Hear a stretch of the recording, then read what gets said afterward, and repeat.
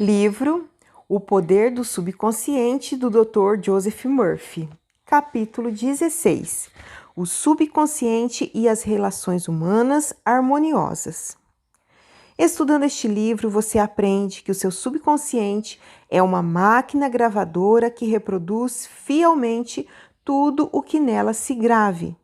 Esta é uma das razões para que se aplique o preceito áureo do Evangelho nas relações humanas. Em São Mateus 7,12, lê-se: Tudo quanto, pois, quereis que os homens vos façam, assim fazei-o vós também a eles. Esta frase possui significado externo e interno. Seu interesse deve cingir-se ao significado interno, do ponto de vista de seu subconsciente, o que é o seguinte: assim como deseja que os outros pensem de você, pense deles da mesma maneira. Assim como deseja que os outros sintam a seu respeito, sinta a respeito deles da mesma maneira. Assim como deseja que os outros se comportem em relação a você, comporte-se em relação a eles da mesma maneira. Por exemplo, você pode ser delicado e cortês com alguém em seu escritório, mas, pelas costas, critica-o e guarda ressentimento contra ele em sua mente. Tais pensamentos negativos são altamente destrutivos para você. É como tomar veneno. Na verdade, você está mesmo ingerindo venenos mentais que lhe roubam vitalidade, entusiasmo, força, orientação e boa vontade. Essas emoções e pensamentos negativos mergulham em seu subconsciente e causam todas as espécies de dificuldades e doenças em sua vida. Chave mestra para as relações felizes com os outros. Não julgueis para não sejais julgados, pois com o critério que julgardes, sereis julgados, e com a medida com que tiverdes medido, vos medirão também. São Mateus 7, 1 e 2. Um estudo desses versículos e aplicação das verdades interiores neles contidas representam a verdadeira chave para as relações harmoniosas. Julgar é pensar, é chegar a um veredito mental ou uma conclusão em sua mente. O pensamento que você tem sobre outra pessoa é o seu pensamento, porque você o está pensando. Seus pensamentos são criadores e, por conseguinte, você, na verdade, cria em sua própria experiência o que pensa e sente sobre outra pessoa. E é também verdade que uma sugestão que você dá a outra pessoa dá também a si próprio, pois sua mente é o meio criador. Essa é a razão pela qual foi dito: pois com o critério com que julgardes sereis julgados.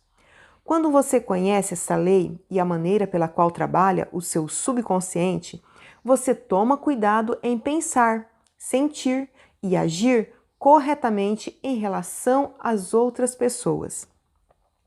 Esses versículos ensinam-lhe a emancipação do homem e revelam a solução para todos os seus problemas individuais. E a medida que você usa para os outros também será usada para você. O bem que você fez aos outros lhe vem de volta na mesma medida. O mal que você fez também lhe volta, pela lei da sua própria mente. Se um homem engana e ilude a outro, está, na verdade, enganando e iludindo a si próprio. Seu sentimento de culpa e a intenção de prejuízo atrairão algum dia, inevitavelmente, o mesmo prejuízo que causou, de alguma maneira. Seu subconsciente registra seu ato mental e reage de acordo com a sua intenção ou motivação mental. Seu subconsciente é impessoal e imutável, não levando em consideração pessoas, nem respeitando filiações religiosas ou intuições de qualquer espécie. Não é compassivo e nem vingativo. A maneira como você pensa, sente ou age em relação aos outros sempre lhe virá de volta. As manchetes dos jornais irritavam-no. Comece agora a observar-se. Observe suas reações às outras pessoas, às condições e circunstâncias. Como você reage aos acontecimentos e notícias do dia? Não faz diferença nenhuma se todas as outras pessoas estão erradas e você é o único que está certo. Se as notícias o perturbam, o mal é seu, porque suas emoções negativas roubam-lhe a paz e a harmonia. Uma mulher escreveu-me certa vez sobre seu marido, dizendo que ele ficava com raiva sempre que lia o que certo colunista escrevia em seu jornal. Acrescentava que essa constante reação de cólera e raiva reprimida haviam-lhe causado úlceras sangrentas e que o médico recomendara para a cura um recondicionamento emocional. Convidei esse homem a visitar-me e expliquei-lhe a maneira pela qual sua mente funciona, mostrando como era emocionalmente imaturo ao ficar com raiva quando outros escreviam artigos que ele desaprovava ou de que discordava. Começou a compreender que o jornalista devia ter liberdade para expressar-se, mesmo que ele discordasse politicamente, religiosamente ou sob qualquer outro aspecto. Do mesmo modo, o jornalista dar-lhe-ia liberdade para escrever uma carta ao jornal discordando das afirmações publicadas. Ele descobriu que podia discordar sem ser desagradável. Despertou para a verdade simples de que nunca é o que uma pessoa diz ou faz que o afeta, mas o que importa é a reação ao que é dito ou feito. Essa explicação foi a sua cura, tendo ele compreendido que com um pouco de prática podia dominar os seus acessos de raivas matutinos. Sua esposa contou-me, tempo depois, que ele se ria de si mesmo e também do que o colunista dizia. Ao ler o jornal todas as manhãs, as palavras escritas não mais tinham o poder de perturbá-lo, aborrecê-lo e irritá-lo. Suas úlceras desapareceram graças ao seu equilíbrio e serenidade emocional. Odeio as mulheres, mas gosto dos homens. Uma secretária particular estava bastante amargurada com as outras moças do seu escritório, pois murmuravam seu respeito e, como afirmou, espalhavam mentiras maldosas sobre ela. Admitiu que não gostava de mulheres, dizendo: odeio as mulheres, mas gosto dos homens. Descobri também que ela falava às moças que estavam sob as suas ordens no escritório num tom de voz arrogante, imperioso e sempre irritado. Havia uma certa pomposidade em sua maneira de falar e pude verificar que o seu tom de voz afetava algumas pessoas de modo desagradável. Se todas as pessoas de seu escritório ou fábrica o irritam, não será possível que algum padrão subconsciente ou projeção mental sua é que motivem todas as inquietações, aborrecimentos e mal-estar? Sabemos que um cachorro reage ferozmente se você demonstra odiá-lo ou temê-lo. Os animais recebem suas vibrações subconscientes e reagem de acordo. Muitos seres humanos indisciplinados são tão sensíveis quanto cachorros, gatos e outros animais. Sugeri a essa jovem que odiava as mulheres a prática da oração, explicando que, quando começasse a identificar-se com os valores espirituais e afirmar as verdades da vida, sua voz e maneiras mudariam e seu ódio às mulheres desapareceria completamente. Ela ficou surpresa ao saber que a emoção do ódio transparece nas palavras, ações e escritos de uma pessoa, em todas as fases de sua vida. Cessou, então, de reagir com raiva e ressentimento. Instituiu uma oração padrão que passou a praticar regular, sistematicamente e conscientemente no escritório. A oração era a seguinte: penso, falo e ajo com amor, tranquilidade e paz. Agora, irradio amor, paz e tolerância e bondade para todas as jovens que me criticam e falam mal de mim. Fixo os meus pensamentos em paz, harmonia e boa vontade para com todas. Sempre que estiver para reagir negativamente, direi para mim mesma, com firmeza, que vou pensar, falar e agir, tendo em vista o princípio da harmonia, saúde e paz dentro de mim mesma. A inteligência criadora orienta-me, dirige-me e guia-me em todos os meus caminhos. A prática dessa oração transformou sua vida e ela verificou que todas as críticas e aborrecimentos cessaram. As moças tornaram-se cooperativas e amigas. Ela descobriu que não há ninguém a mudar senão eu mesma. O pensamento interior impedia sua promoção. Um dia, um vendedor veio procurar-me e relatou as dificuldades que encontrava em trabalhar junto com o gerente de vendas de sua organização. Há 10 anos trabalhava na companhia e nunca recebera uma promoção ou reconhecimento de qualquer espécie. Mostrou-me os seus quadros de venda, que eram proporcionalmente maiores que os dos outros homens de seu território. Afirmou que o gerente de vendas não gostava dele, que era injustamente tratado e que nas reuniões o gerente tratava-o com rudez e às vezes ridicularizava as suas sugestões. Expliquei-lhe que, sem dúvida, o motivo para essa situação estava em grande parte dentro dele mesmo e que seu conceito e crença sobre seu superior se ajustava à reação deste homem. Com a medida com que tiverdes medido, vos medirão também. Sua medida mental ou conceito do gerente de vendas era de que era um homem mesquinho e rabugento. Estava impregnado de amargura e hostilidade contra o seu chefe.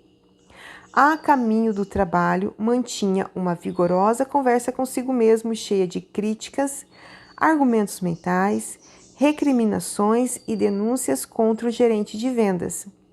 Tudo aquilo que mentalmente extravasava, inevitavelmente recebia de volta. Esse vendedor compreendeu que sua fala interior era altamente destrutiva, porque a intensidade e a força dos seus pensamentos e emoções silenciosas, conduzindo pessoalmente à condenação e ao vilipêndio do gerente de vendas, se transmitiam ao seu superior, além de criar diversos outros distúrbios pessoais, físicos e emocionais. Ele começou a orar com frequência da seguinte maneira: sou o único que pensa em meu universo. Sou responsável por tudo que penso sobre meu chefe. Meu gerente de vendas não é responsável pela maneira por que penso a seu respeito. Recuso-me a permitir que qualquer pessoa, lugar ou fato tenha o poder de irritar-me e perturbar-me. Desejo riqueza, sucesso, paz de espírito e felicidade para o meu chefe. Desejo-lhe sinceramente bem e sei que ele é divinamente orientado em todos os sentidos. Ele começou a repetir essa oração com frequência, em voz tranquila e pausada, impregnada de sentimento, sabendo que sua mente é como um jardim. O que quer que se plante, nascerá de acordo com a semente. Ensinei-lhe também como operar com as imagens mentais antes de dormir, agindo da seguinte maneira: devia imaginar que seu gerente de vendas o estava cumprimentando por seu excelente trabalho, zelo e entusiasmo, e a reação espetacular dos fregueses. Passou a se sentir a realidade da cena, sentindo o aperto de mão, ouvindo a voz do gerente de vendas e vendo-o sorrir.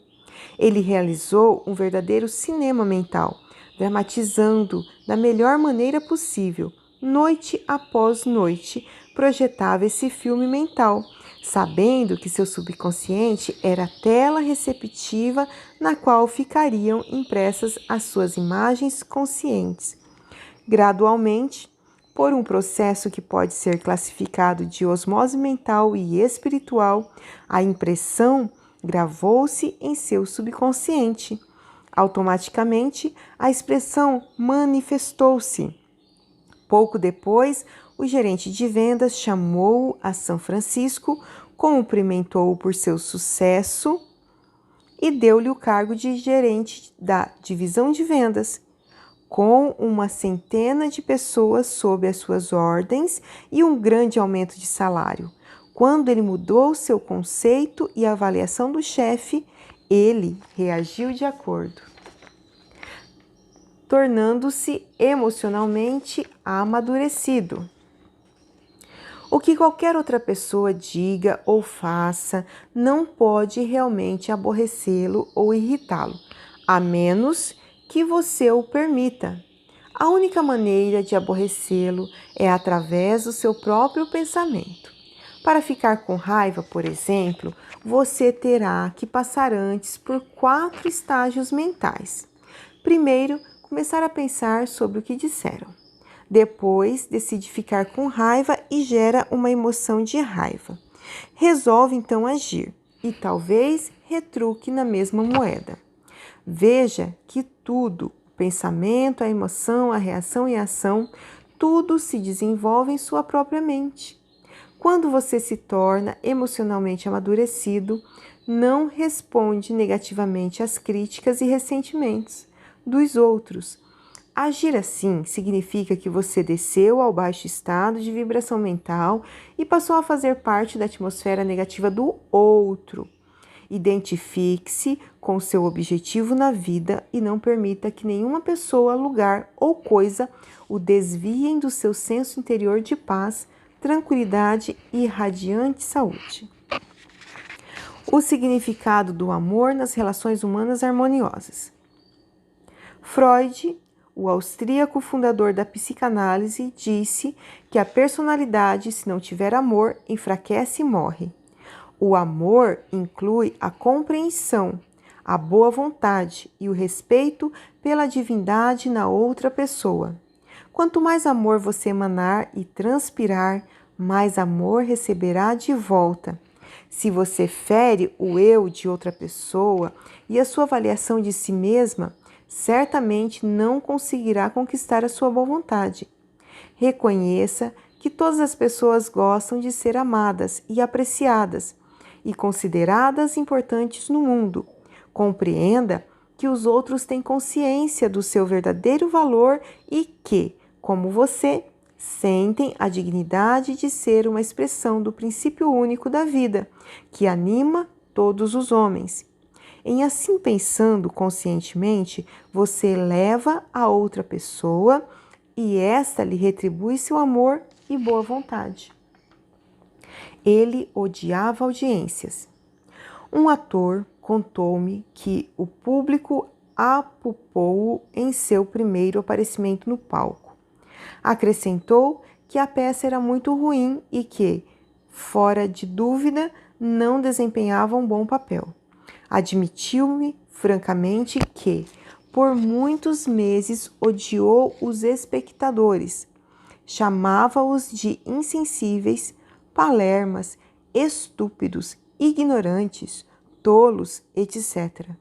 Desgostoso, deixou o teatro e durante um ano trabalhou numa loja.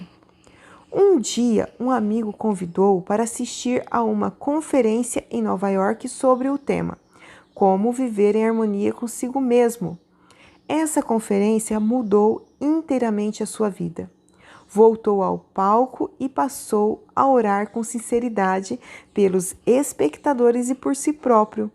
Dele fluía amor e boa vontade todas as noites, antes de aparecer em cena. tornou um hábito afirmar que a paz de Deus enchia os corações de todos os presentes, os quais estavam plenamente inspirados e preparados para o espetáculo. No decorrer de cada desempenho, enviava vibrações de amor para a assistência. Hoje, ele é um grande ator e ama e respeita o público. Sua boa vontade e consideração são transmitidas para os outros e por eles sentidas. Tratando com pessoas difíceis. Há no mundo pessoas difíceis de tratar, mentalmente distorcidas e deformadas. Estão mal condicionadas. Muitas são delinquentes mentais, hostis, não cooperativas, sempre irritadas, cínicas, amargas. Estão psicologicamente doentes. Muitas outras pessoas possuem a mente deformada e distorcida, provavelmente em decorrência de algum fato acontecido na infância. Outras possuem ainda deformidades congênitas. Você não condenaria uma pessoa que teve tuberculose e, portanto, não pode condenar uma pessoa que está mentalmente doente. Ninguém, por exemplo, odeia ou tem ressentimento de um corcunda, pois saiba que há muitos corcundas mentais. Você deve ter compaixão e compreensão. Tudo compreender é tudo perdoar. A miséria adora a companhia. A personalidade odiosa, frustrada, distorcida e deformada está fora de sintonia com o infinito. Ressente-se dos que têm paz, dos que são felizes e alegres. Geralmente critica, condena e difama aqueles que lhe demonstraram bondade e compaixão. Assume a seguinte atitude: por que ele deve ser tão feliz se eu estou tão desgraçado? Deseja atrair todos para o seu próprio padrão de vida. A desgraça adora a companhia. Quando você compreender plenamente isso, ficará tranquilo, sereno e calmo. A prática das empatias nas relações humanas. Uma moça procurou-me recentemente e declarou que odiava outra moça que trabalhava em seu escritório. Apresentou como motivo o fato de a outra moça ser jovem, mais bonita, mais feliz e mais rica do que ela, estando, além disso, noiva do chefe da companhia em que trabalhavam. Um dia depois do casamento, a filha paralítica de um casamento anterior, da mulher que ela odiava, foi ao escritório. A criança abraçou a mãe e disse-lhe: "Mamãe, adoro o meu novo papai. Veja o que ele me deu", e mostrou à mãe um lindo brinquedo novo. Disse-me ela: "Meu coração dirigiu-se para a menina e compreendi quanto ela se sentia feliz. Tive uma visão da felicidade que aquela mulher possuía. De repente, passei a ter-lhe amor e fui à sua sala e desejei-lhe toda a felicidade do mundo com toda a sinceridade." Nos círculos psicológicos modernos, isso é chamado de empatia, que significa tão somente a projeção imaginária de sua atitude mental na outra pessoa. Ela projetou sua atitude mental e o ressentimento do seu coração na outra mulher e começou a pensar e ver as coisas através do cérebro de outra. Estava, na verdade, pensando e sentindo como a outra mulher e também como a criança, pois igualmente se projetara na mente da criança e estava considerando desse ponto de vista a mãe da criança. Se sentir tentado a injuriar ou pensar mal de outra pessoa, projete-se mentalmente na mente de Moisés e pense do ponto de vista dos 10 mandamentos. Se estiver propenso a ter inveja, ciúme ou raiva, projete-se na mente de Jesus e pense nesse ponto de vista, e sentirá então a verdade das palavras: amai-vos uns aos outros. O apaziguamento nunca vence. Não permita que as pessoas tirem vantagens de você e façam vencer argumentos por acessos de raiva, crises de choro ou ataques cardíacos aparentes. Essas pessoas são ditadores que tentam escravizá-lo e fazem com que se torne dócil às suas ordens. Seja firme, embora delicado, e recuse-se a ceder. O apaziguamento nunca vence. Recuse-se a contribuir para as delinquências, egoísmo e senso possessivo dessas pessoas. Lembre-se, faça sempre o que considera certo. Você está aqui para realizar seu ideal e permanecer fiel às verdades eternas e aos valores espirituais da vida, que também são eternos. Não dê a ninguém o poder de desviá-lo de sua finalidade, do seu objetivo na vida, que é o de expressar seus talentos ocultos ao mundo, servir à humanidade e revelar cada vez mais a sabedoria, a verdade e a beleza de Deus a todas as pessoas do mundo. Permaneça fiel ao seu ideal, saiba com absolutamente clareza que o que contribui para a sua paz, felicidade e realização deve necessariamente ser também uma bênção para todos os homens que andam sobre a terra. A harmonia de uma parte é a harmonia do todo, pois o todo está na parte e a parte está no todo. Tudo que você deve ao outro, como diz São Paulo, é amor. O amor é a realidade da lei da saúde, da felicidade e da paz de espírito. Pontos importantes nas relações humanas. 1. O seu subconsciente é uma máquina de gravar que reproduz seu pensamento habitual. Pense o bem para os outros e estará, na verdade, pensando um bem para si próprio. 2. Um pensamento de ódio ou ressentimento é um veneno mental. Não pense o mal para outra pessoa, pois assim fazer é pensar o mal para você mesmo. Você é o único ser pensante em seu universo e todos os seus pensamentos são criadores. 3. Sua mente é um meio criador. Por conseguinte, o que você sente e pensa de outra pessoa acontecerá em sua própria vida. Esse é o significado psicológico do preceito áureo do Evangelho. Como você deseja que os outros pensem de você, pense delas da mesma maneira. 4. Enganar, roubar, iludir outra pessoa acarreta frustração, perda e limitações para você. O seu subconsciente registra suas motivações, pensamentos e sentimentos interiores. Sendo eles de natureza negativa, você sofrerá distúrbios, perda e limitações de incontáveis modos.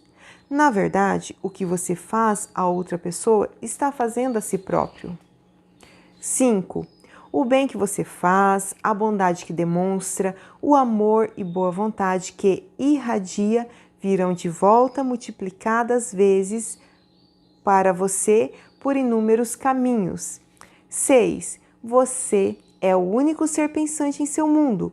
É por isso responsável pela primeira como pensa sobre os outros. Lembre-se, os outros nunca são responsáveis pela maneira que você pensa sobre eles. Seus pensamentos se reproduzem. O que está pensando neste momento sobre as outras pessoas? 7. Torne-se emocionalmente amadurecido e permita que as outras pessoas divirjam de você. Tem o direito de discordar de você e você tem a mesma liberdade de discordar delas. Você pode discordar sem ser desagradável. 8. Os animais recebem as suas vibrações de medo e tentam atacá-lo. Se você gosta de animais, eles nunca o atacarão. Muitos seres humanos são tão sensíveis quanto os cachorros, gatos e outros animais. 9. A sua voz interior representando seus pensamentos, sentimentos silenciosos, se expressa nas reações dos outros para você. 10. Deseje para os outros o que deseja para si próprio. Essa é a chave para as relações humanas harmoniosas.